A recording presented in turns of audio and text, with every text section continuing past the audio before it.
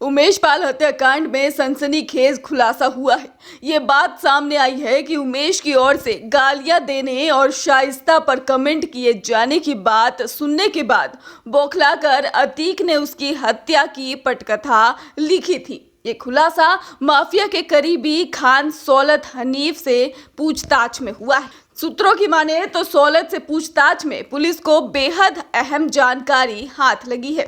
पता चला है कि उमेश अतीक अहमद के बारे में सार्वजनिक रूप से कई बार भला बुरा कह चुका था। ये बात कई बार अतीक के कानों तक पहुंची भी थी। इस बात पर उसने अपने गुर्गों के माध्यम से उमेश तक मैसेज भी पहुंचाया था कि वो संभल जाए। कुछ दिनों बाद अतीक को पता चला कि उमेश ने शाइस्ता परवीन के बारे में भी कमेंट किया था। इतना सुनने के बाद वो बौखला गया और इसके बाद ही उसने उमेश पाल हत्याकांड की पटकथा लिखी थी। साबरमती जेल से अपने भाई बरेली जेल में बंद अशरफ से फेस टाइम ऐप से ही बातचीत की और कहा कि उमेश को खत्म करना है। उसने उसे पूरी बात भी बताई। इसके बाद अशरफ ने असद के जरिए गुलाम गुड्डू, मुस्लिम साबिर, विजय चौधरी उर्फ उस्मान अरमान और सदाकत को बरेली जेल बुलाया और साजिश रची।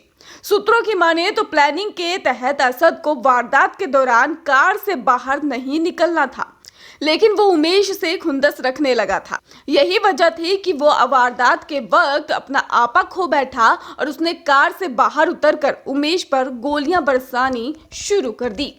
वहीं आपको बताते चले कि 50,000 की इनामी शाइस्ता परवीन और 5 लाख के इनामी शूटर साबिर की तलाश में पुलिस अब खुलदाबाद में लगे सीसीटीवी कैमरों के फुटेज खंगालने में जुटी है। पुलिस ने न सिर्फ अपने सर्विलांस कैमरों बल्कि निजी प्रतिष्ठानों पर भी लगे कैमरों के फुटेज देखने शुरू कर दिए। ये कवायद इसलिए की जा रही है ये पता चल सके कि 17 अप्रैल को खुलदाबाद में जफरुल्लाह के घर से निकलने के बाद दोनों किस रास्ते से फरार हुए हैं। अतीक की हत्या के अगले ही दिन शाइस्ता और शूटर शाबिर खुलदाबाद में गुरुद्वारे के पास मौजूद जफरुल्लाह के घर पहुंचे थे। इस बात का खुलासा असद के दोस्त आतीन से पूछताछ में हुआ। उसने ये भी बताया कि 16 अप्रैल को ठहरने के बाद दोनों 17 अप्रैल को कहीं और के लिए निकल गए।